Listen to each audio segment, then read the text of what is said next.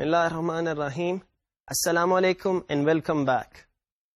In this session, I want to talk about network measurement in general and about internet measurement in particular. We've talked about the simple network management protocol in an earlier session, and we discussed how it is a very useful tool, but it is still deficient because it only can provide us information about aggregate traffic on a network. In many sense, it only gives us information about aggregated usage of the network. But in some cases, we want more finer-grained information about how the network is being utilized. In such cases, we want more powerful methods, and that is the topic of today's session. Let me at the outset map the course of this session. In the start of this session, I'm going to talk about the basics of internet measurements. And then I'm going to talk about some specific techniques that we can use to measure the internet network, any network in general, and measure the global internet in particular. And at the end of this session, I'm going to talk about some big measurement projects that have been undertaken, and I'm going to discuss their infrastructure and some of their results. We begin with a discussion on the basics of internet measurement. So to discuss that, we need to talk about the internet or the global internet. So this global internet is not in the control of any one organization. It has evolved historically from the ARPANET, which was created by the Advanced Research Program Agency of the Department of Defense of the United States of America. If you see on the slide, you can see ARPANET in 1969, which is basically a backbone network that is connecting multiple university sites.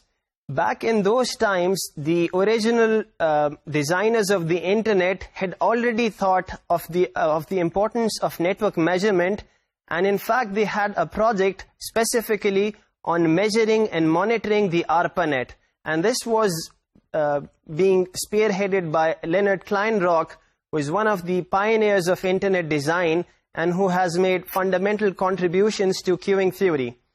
So at the outset, people already knew how important network measurement is.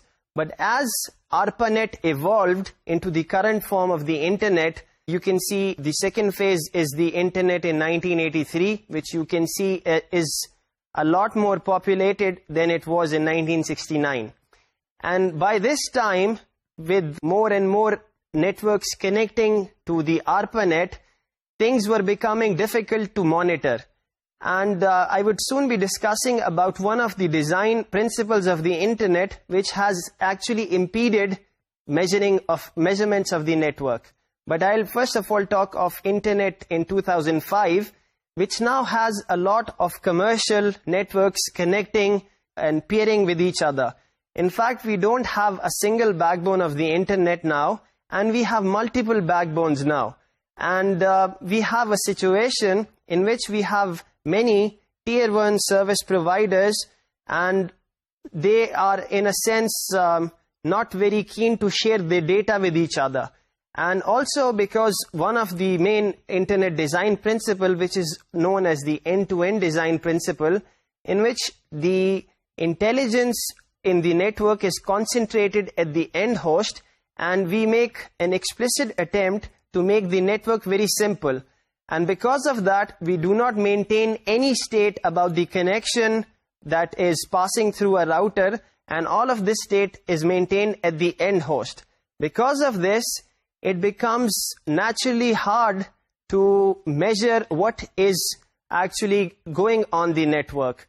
So because of this, in contrast to the previous traditional networks, the telephone networks, in which every telephone switch was maintaining state about what traffic is being carried out, in data networks or the packet-switched ARPANET or what is now the internet, because of the end-to-end design principle, the internet or the network became like a black box in which you could only measure at the end nodes, but the inside of the internet was opaque to the end users. So this was the case for most of the late 20th century, but in the last decade of the 20th century, in the 1990s, and in the earlier 21st century, which is the first decade, in the 2000s, there has been a lot of interest, primarily motivated by networks who need to understand what is happening on their network in the field of internet measurement. And now this field is really booming, and lots of papers are being published, and those papers are highly credited. So one thing is the end-to-end design principle, which has led to the design in which we do not maintain state in the networks, and because of that it has become difficult to instrument the network. And to measure the network, we need to instrument it. We have control over the end host, but because no one organization is owning all of the internet, and because of that they do not have administrative access, or they cannot control all of the internet, it becomes hard to make inferences about what is actually going on in the network. As you send some traffic, it is reached on the other end, you can see that on the end host, but how it is being routed across the network, it is hard to know. So let me now motivate further, why do we need to perform measurements? And to understand that, we need to see that in the modern world, computer networks are used in different contexts, and multiple people are associated with computer networks. Almost all of us are, but in different capacities. Some of us are only end users of these networks. So for us, the most important thing to measure is what is the performance that we get when we exchange data over the network. When I run my application, how much of throughput am I getting? What is the delay of that is faced by my packet if it traverses over the internet and it goes to a server? So this would be the viewpoint of an end user. But for a network operator or an ISP, internet service provider, they have more of an interest in measuring a network. So for example, they have an interest because they want to diagnose error conditions. If some error conditions come in the network, it is going to create disruption in their service. So in most cases, we would like to have a proactive role in which even before the actual error condition arose, we take heed from the warning signs and we take preventive measures. So network diagnostics is one of the main motivation that we perform measurement, because we want to diagnose the error conditions of the internet. Also, in the capacity of a network designer or someone who is associated with an ISP, we want to use measurements for capacity planning. So if we want to decide if we should be upgrading the capacity of our network, the first thing that we should actually be looking at is data, because based on that, you have to make the business decision of buying more bandwidth or buying more advanced routers or whatever. But that decision has to be based on data, and that data would not be available until you actually measure your network. Also, ISPs are interested in seeing how much of their links are being utilized, because it is common knowledge that if the links are choked to their capacity, then the end user experience becomes very bad and they start facing packet losses. Similarly, the utilization of the CPU at different devices is often best at a nominal level. You don't want it to be too low, because that would mean wastage of resources. And this applies to the usage of link as well. And you also do not want it to be very high, because when you approach the capacity of your CPU or the capacity of your link's bandwidth, the user experience starts to deteriorate. Lastly, we are also interested in doing network measurements because we want to characterize what is normal traffic, so that we may differentiate when we face anomalous traffic, where anomalous traffic tells us basically that some malicious activity is happening. So in the modern internet, security is a big concern. And proliferation of worms and different viruses and various security risks is so much that it is almost a given that any given time someone would be sending some malicious traffic to some other node out there. So we need to see when our link is being used for malicious purpose. And if we are able to spot anomalies, then we have some chance of addressing or even managing those anomalies. But if we are not able to measure the network, we will not be able to understand and determine when we have some anomalous situation. So because of all these needs, we have the motivation of carrying out network measurement. The next question we can ask ourselves is that what should we be actually measuring? There are three broad categories of measurements that you would like to make. The first category is measurement about the infrastructure. And this is most pertinent to service providers because they are the one who are establishing the infrastructure. And in general, when we study the infrastructure of the internet, we can see how the internet is evolving. And because of that, if we can understand some common trend, we can design our applications so they may work not only today, but also for the future internet. So when we talk of infrastructure, we are broadly interested about measuring the network topology. And remember, in all of this, we do not have control over all of the internet. So we need to design some mechanism with all our limited resources and constraints. We are able to map all of the network, let's say. Also, we may be interested in characterizing the performance of various equipment that is placed in an infrastructure. Let's say I'm interested in characterizing the utilization of all the devices in my network. So this would be measuring the infrastructure. And there are various other things like routing characteristics that would come under the heading of measuring the infrastructure. We can also talk about measuring the traffic. And this is very important because if we understand the network traffic, we can utilize it for our benefit. For example, if we know that the network is hardly being utilized, then we can think about more applications to create and we don't have to worry about upgradation. Also, when we talk of network traffic, we are interested in seeing what is the relative weightage of various applications on my network. So I would like important applications to take bulk of the bandwidth, and we would like to limit the bandwidth consumed by the control protocols like DNS, for example, which is part of the infrastructure in a sense because the end user does not come to the internet to interact with the DNS. It basically wants to use different services, and for using those services, it has to use DNS. So measuring, for example, how much of traffic in the network is DNS, this would be measuring of the network traffic. And there has been a lot of work in understanding network traffic, and it has made fundamental contributions to the field of internet measurement.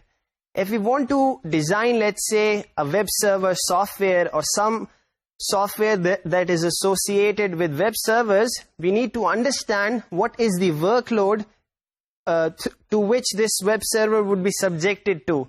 And how do we know the workload? Obviously, we need to measure the network to find what kind of requests are being received by the web server. We can also talk about measuring applications, but we're not going to focus too much on that in this session. Let's move ahead and talk about performance metrics, because we need to ensure that both the customer of an ISP and the ISP, they both agree on what is the definition of performance. And in this regard, IETF, which is the Internet Engineering Task Force, they have created a work group known as the IP Performance Metrics Group, also known as IPPM, who have defined their goal as, and I read the quote, to achieve a situation in which users and providers of Internet transport service have an accurate common understanding of the performance and reliability of the internet component clouds that they use/provide. And that is the basic motivation on having uniform, consistent, standardized metrics, so that there is no ambiguity when we say, for example, the delay is so and so, or the throughput is so and so. So we need to have some, standard definition. And IPPM has defined various metrics in their RFCs. So most of these RFCs have been defined quite recently, and broadly speaking, the network monitoring metrics can be divided into 4 categories. The first one is the availability. And this is very important because we want to have our servers available. In many business situations, availability is essential. And also many customers, they sign agreements with their service providers. And these agreements are known as service level agreements, also called SLAs, and in which they agree to common terms that, okay, this would be the availability that I would expect if I am paying you so much.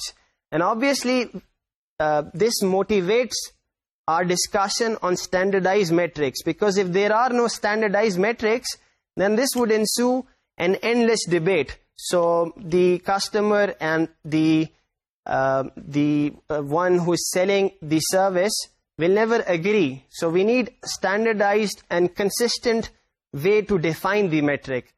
Another broad category of network monitoring metric is the loss category, in which we can distinguish between one-way loss and two-way loss. So we've already talked about end-to-end connectivity. When we talk of two-way loss, we are actually interested in loss that may happen either in the forward path or in the reverse path. But if we limit this to a one-way loss, then we are only interested in seeing what is the packet loss on the link from the customer end to the service end, let's say. In any case, it is limited in one direction. And you may ask, why is there a need of defining two metrics? Would not the one-way loss be half the loss we have on the two-way link? That is not the case. It would be seen, in fact, in this, some part of it will be covered in this session, and when we talk about internet measurement results, we would be seeing that most of the internet paths are actually asymmetric. That is, the forward path and the reverse path are not identical. And because of that, if we have a two-way loss metric, we are not really sure if the loss is taking place in the forward direction or in the reverse direction. And because of this, you would see the need of having one-way metrics. And this one-way metric is not defined only for loss. It is also defined for delay and for various other parameters. The third category of network monitoring metrics is delay, and in which you have the one-way delay, in which you're only interested in the delay faced by the packet in one direction. The round trip or the two-way delay is the delay to go to the other end and come back. And also we are interested sometimes in measuring the variance in delay. So something known as jitter. So if you have constant delay, many applications prefer that. And many applications do not work if there is a lot of variation in delay. So for such applications, we would need to measure the delay variance as well.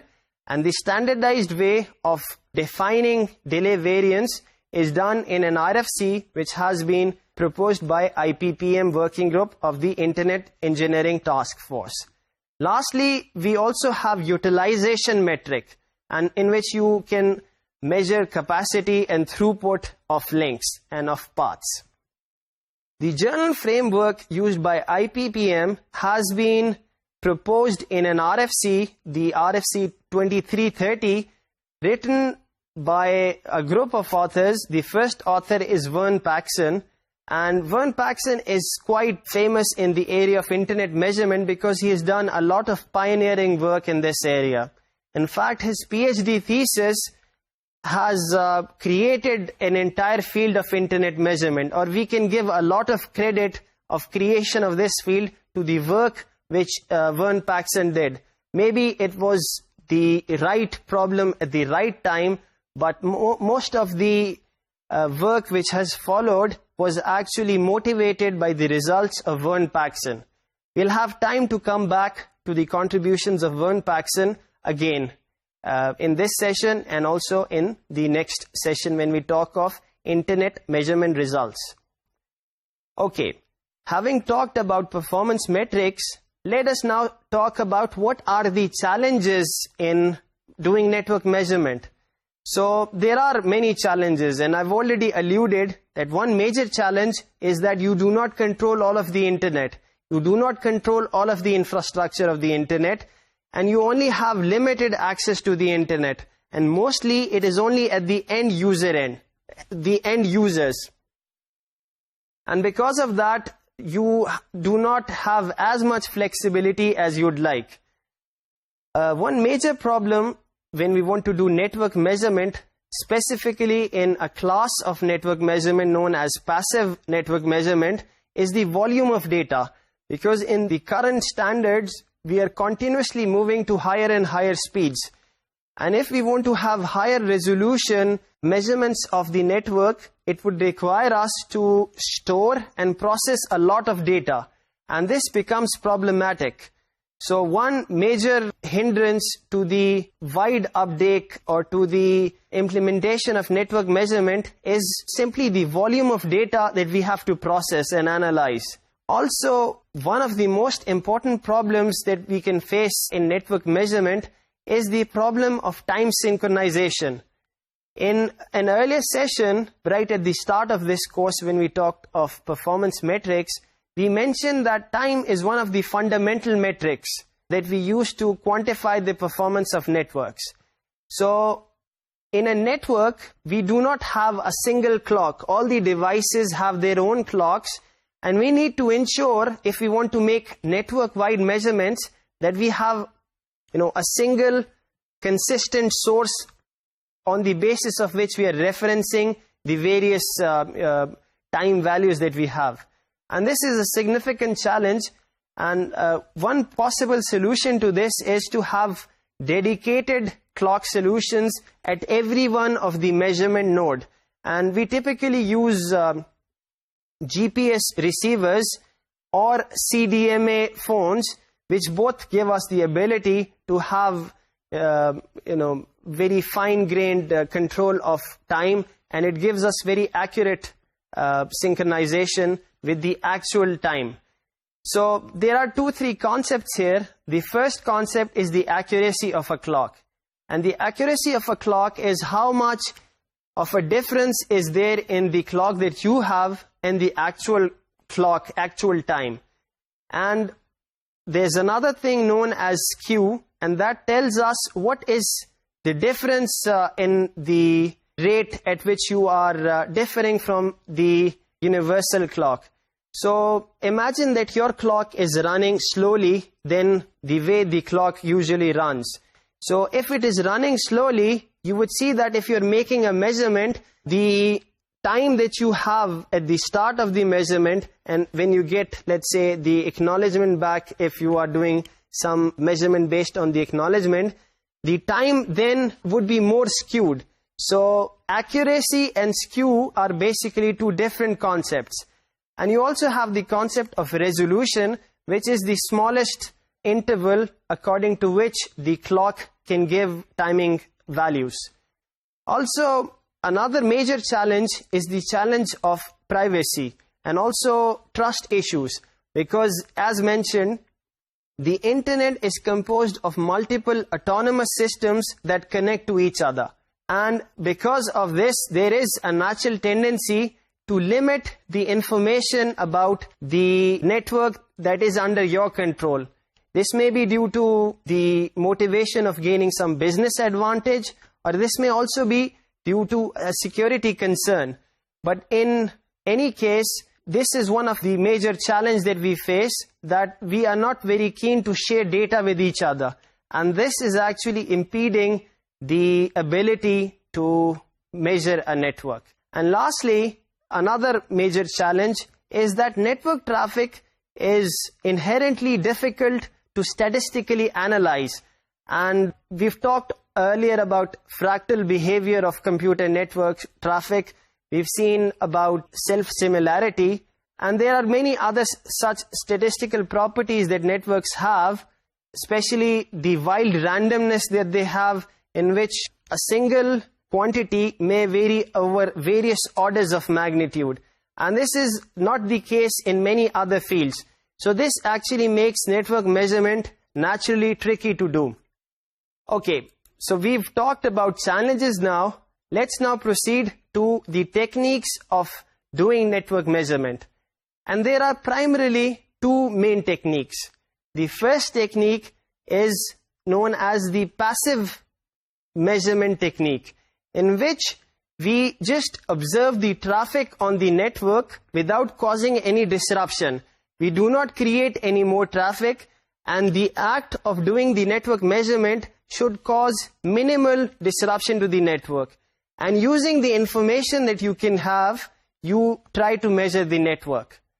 So one thing which may be apparent to you already is that to base your network measurement on existing traffic, you need to have access to observe that traffic. So this limits the scope of passive measurement to only those networks that you can actually control and access the traffic of. So this then becomes pertinent to various service providers. But an end user cannot do passive measurement inside the network of an upstream service provider. So this, I hope, is made clear that where is passive network measurement applicable. Another alternative approach is active measurement, in which we create actual traffic and we send that over the network, and we observe how network behaves with this traffic. And if based on the results that we have from observing the test traffic, we can estimate the properties of the network. This is the active way of network measurement. So at the start, we would be talking about passive measurement.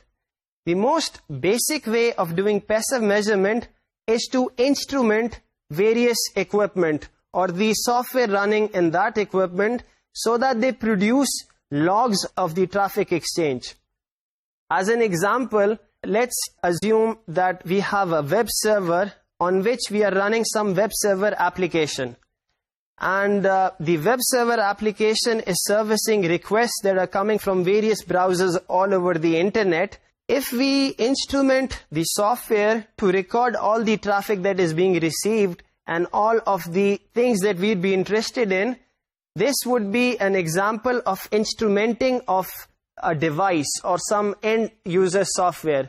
And using these log files, and you can observe a log file here, and most software, they give us the ability to do some basic logging.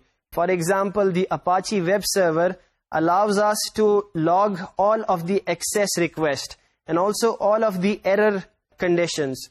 And based on that, we can make measurements about the performance of that particular web server. And we have many ready-made software to create and analyze the data that we have in our logs. An example is shown on the screen now. You can see two graphs which are created from a software known as Webalizer, which basically analyzes the logs of a web server or an HTTP server, a server like Apache server. This software parses through the log file and then discovers patterns from this log file.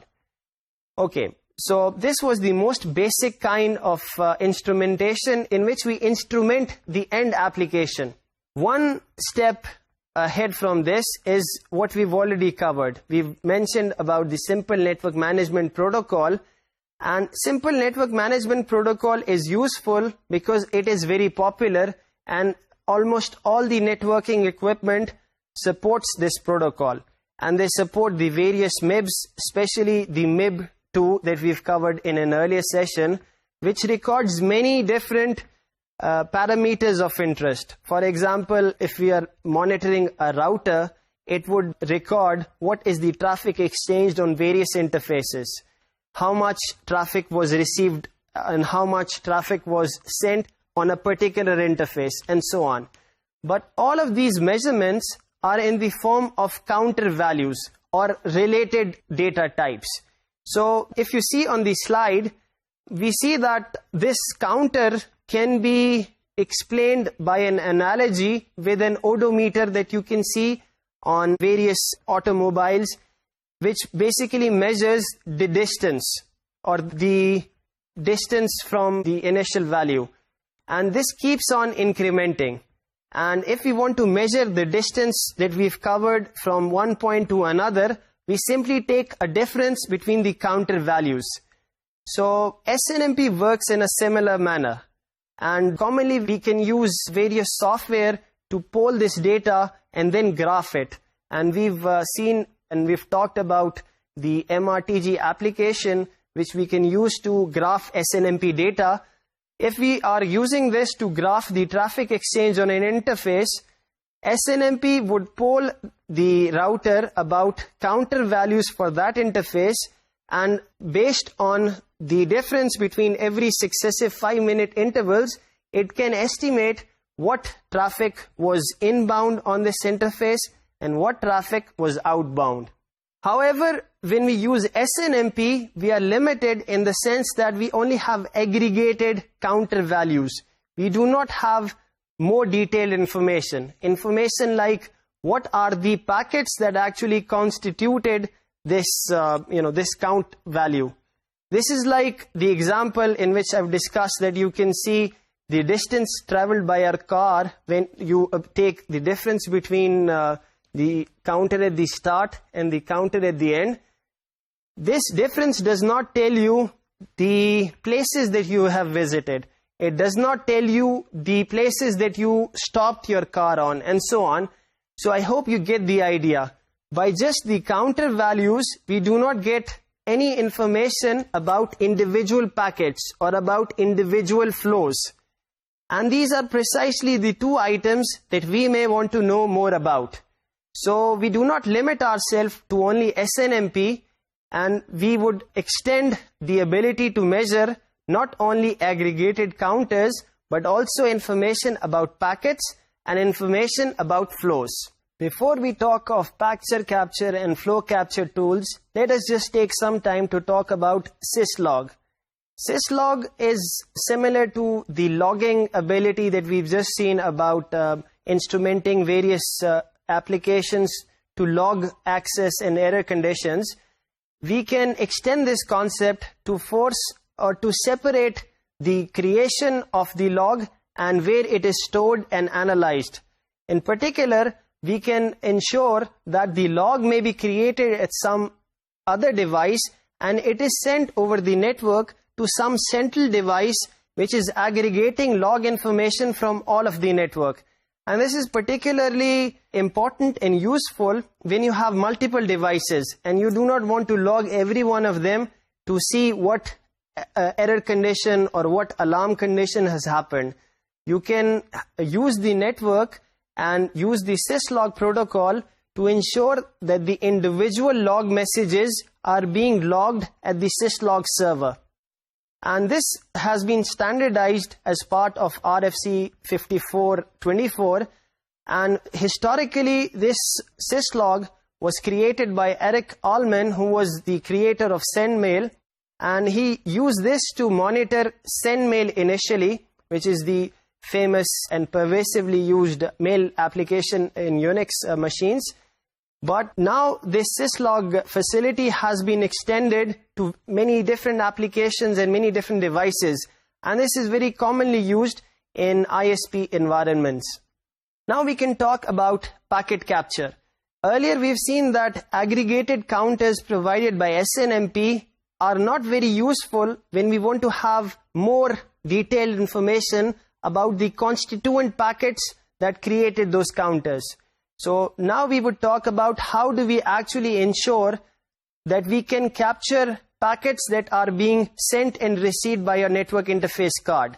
So the most important software in this regard is TCP dump, which was written in 1980s by Steve McCain, who was a student of Van Jacobson. And I'll just give you some perspective about Van Jacobson, who is a very important man in computer networking because he has made a lot of fundamental contributions to the structure and the design of the internet. He has proposed the congestion control algorithms of TCP, and it was in this context that he wanted a tool to measure the network. And he saw that the tools that were available at that time were very basic and were very limited. And essentially, they were facing packet loss because all of the processing was done in the user space. So the network interface card would capture all of the traffic and it would give all of that to the user space. So Van Jacobson, he got one of his students, Steve McCain, to write what is now known as the Berkeley packet filter, which is a kernel module or a kernel driver which works in the kernel space, and all of the packets come to it, and based on this and based on the filters that are defined by the user, the Berkeley packet filter removes the things that we do not want and it captures the thing that we want and it gives us that information. So the historical background to this is that Van Jacobson was measuring the performance of ARPANET, and the device he was doing this measurement on also had Ethernet interface, and the Ethernet interface was a very quick interface and the ARPANET interface was a slow interface. And when he was trying to do packet capture, the ARPANET packets were being swamped by the huge volume of traffic which was coming from the local the LAN interface, and because of that the whole idea of Berkeley packet filter came around. So based on the Berkeley packet filter, these two people, Van Jacobson and Steve McCain, did a lot of work. They also built a network sniffer by the name of TCP dump. And then because they wanted to do other stuff which is more advanced or more involved than what TCP dump does, they said instead of reinventing the wheel, they made libraries of the common things associated with packet capture, and they released it in the open source market as libpcap, which is the library of packet capture. They also define the format in which the packet capture is to be stored, and that is pretty much the de facto standard used by almost all of the important packet capturing software. And this format is the PCAP format. So one thing that I would like to highlight here is that how do we actually ensure when we are doing network measurement, we want the network monitor to receive traffic from all of the network. So how do we get all the traffic to the network monitoring node? So there are essentially two ways to do this. The first way is to use what is known as port mirroring. You define in the switch that is connecting you to the network that the switch should copy all of the traffic to the port on which the network monitoring station is connected. Because of this, the NMS would receive all of the traffic. This is important because in the modern internet, we do not have a single bus on which all of the nodes are connected. We have switched Ethernets, and because of this, we only get traffic which is destined for our node. In this case, the network monitoring station, if we do not have port mirroring, would only receive traffic which is intended for it. But if we use mirroring, all of the other traffic would also be mirrored to this port which is connected to the monitoring station. We can also use a hardware-based solution, which is to have a splitter in which the signal that is coming in is being split into two ends, and one end is delivered to the network monitoring station. But this has the drawback of potentially creating disturbance for the network. TCP dump was a very useful tool, but it only worked in the command line interface, and it only worked in Unix-like systems. This was extended further by two people. These two people are Loris De Gianni and Gerald Combs, and they proposed respectively the WinPCAP format and the software and the Wireshark sniffer or the network protocol analyzer. And this really popularized the TCP dump tool. TCP dump tool is just a network sniffer in which you can define filters about what traffic you want. And but as mentioned earlier, it was rather cryptic and it only worked on the command line interface. So because of that, its audience was limited because of the fact that it only worked in some scenarios. So these two guys extended the software and extended it to Windows. And also Gerald Combs, he wrote a graphical interface on top of the WinPCAP format, and he named it initially Ethereal, and now it has been renamed to Wireshark. And Wireshark gives us a lot of ability to monitor network traffic. It's an advanced network protocol analyzer which gives a common user ability to process packets that are being exchanged.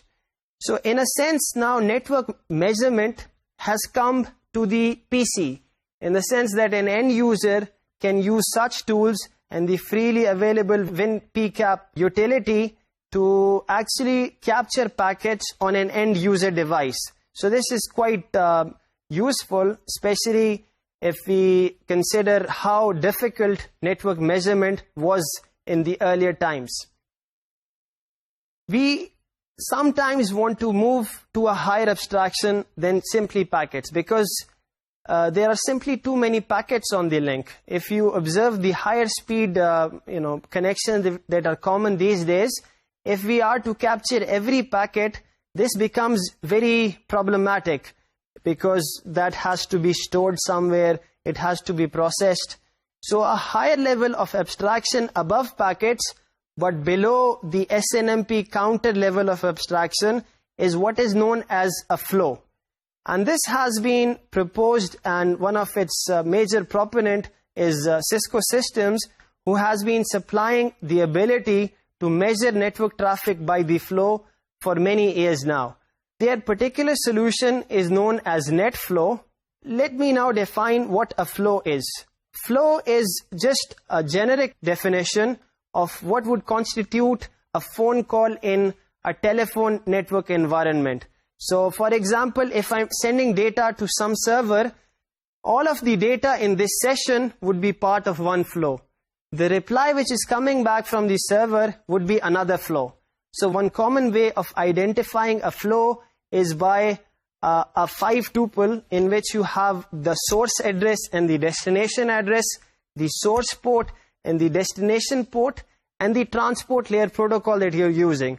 So this actually uniquely identifies a flow, but this is not the only way we can define a flow. Various people have worked on definitions of flow, and there are in fact two working groups of IETF. The first one is the IPFix group, which is the Internet Protocol Flow Information Export group, which has taken upon itself to define what a flow is and to define a protocol for exchanging flow information. And another group is the IETF's Real-Time Flow Meter group. And they have defined again similarly what a flow is and protocols and methods of exporting data. Using NetFlow or flow-based techniques, we can quantify in abstraction of flows what traffic is being exchanged on the network. Okay, let me now talk about active measurement tools. The most basic active measurement tool is the ping tool that we would be all very familiar with, which is used to measure the connectivity between two nodes and also the round trip time. And this works by sending ICMP echo request and waiting for an ICMP echo reply to come back.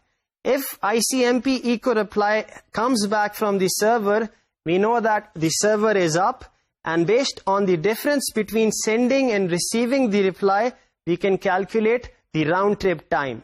The drawback on focusing on round trip time has already been explained, that internet paths are mostly asymmetric, and just knowing the round trip time does not actually tell us a lot about which direction is more congested.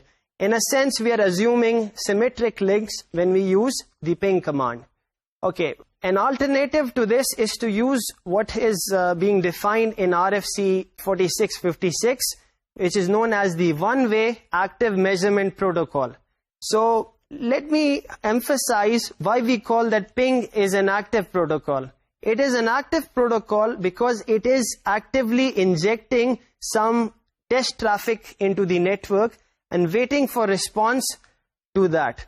And the one-way active measurement protocol works in a similar way, except that it wants to measure just one-way delay, not round-trip time. There are various tools that you can see on the slide now which have been proposed that actually build upon the capacity and the abilities of ping, and I would suggest that you look them up on any search engine and find information about them. Fping allows us to ping multiple hosts at the same time. Hping allows us not only to use ICMP based pings, but also gives us advanced abilities. And we've already talked about smoke ping in an earlier session. Ping is also being used by many active measurement infrastructures. So we have the Pinger project, which is actually measuring worldwide connectivity, in which you have many monitor stations, and they're only using ping commands to measure various properties of the network. Okay, let's now talk about something more advanced. Ping only lets us know about the connectivity and about round-trip time. We do not know simply from ping about the path taken by our packet through the network. If we want to do that, we can use traceroute, which was also, again, a contribution of Van Jacobson. And this works in a very clever way.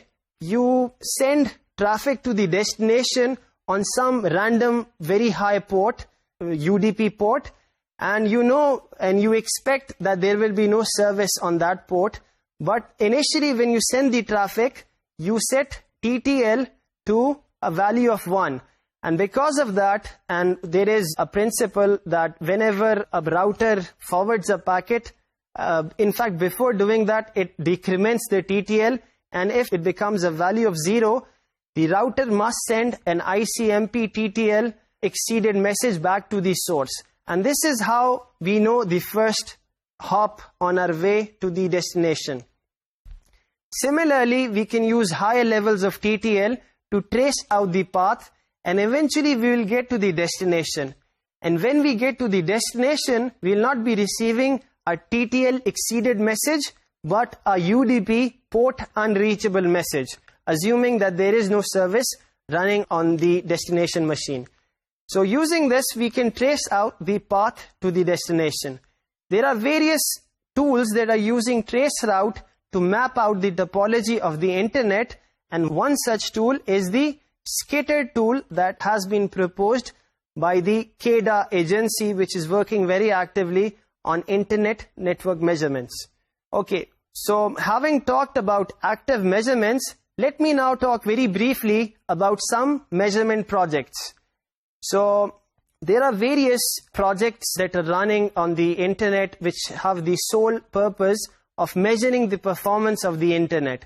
The first one I'm going to talk about are two similar projects, in that both of them are active measurement based, and both of them require special infrastructure. They require special devices to be put into your network, and they are going to act as active monitor nodes. The first one is the RIPE test traffic machine, and the second one is Surveyor.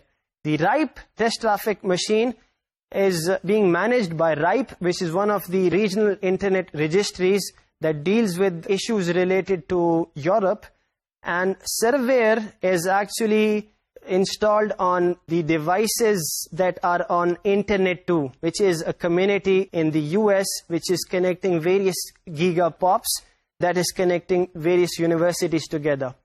Both of them are also distinguished in that they are using GPS clocks. They're equipping their test machines with GPS clocks so that they may be able to make one-way measurements.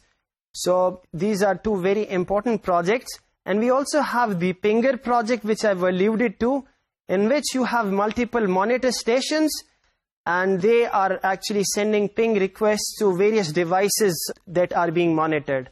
And Pinger project is part of the Internet End-to-End Performance Measurement Group at Stanford, and this group is actively collaborating with Pakistani universities, and they have active collaboration with NUST, and they have deployed monitor stations at various universities in Pakistan.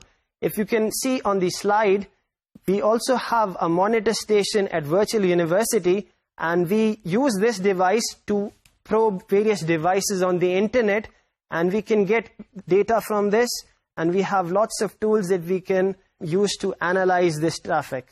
There are many other tools available, and we will not be having time to cover all of them due to timing constraints, but I would like to end this session by telling you about how, by focusing on internet measurement, two Tier 1 ISPs have contributed a lot to the development of the internet.